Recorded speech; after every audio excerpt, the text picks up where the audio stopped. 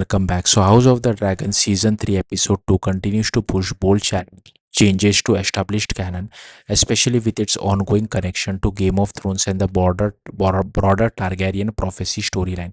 One of the biggest developments this episode reinforces is the idea that Daenerys Targaryen is central to Rhaenyra's destiny, something that was never clearly defined in George R. R. Martin's Fire and Blood.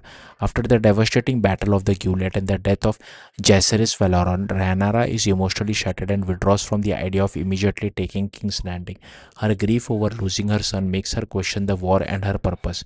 Daemon, however, returns to Dragonstone and pushes her to continue the fight, reminding her that Jace and Luke did not die in vain. At this point, Daemon reveals the vision he experienced earlier in the series, one involving a Targaryen girl with dragons strongly implied to be Daenerys. He explains that that this future depends on Rhaenyra fulfilling her role and securing the Iron Throne. According to Daemon, only by completing the conquest of King's Landing can the prophecy of the prince that was promised move forward. This revelation becomes the emotional turning point for Rhaenyra. Even though she is devastated and reluctant, she ultimately chooses duty over grief.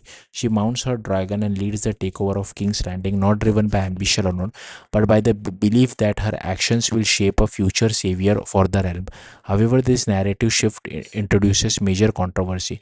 The idea that Daenerys is explicitly tied to prophecy and that her existence depends on Rhaenyra's success is a major expansion of canon. In the original Fire and Blood text, there is no direct link between Rhaenyra's decision and Daenerys' eventual rise thousands of years later.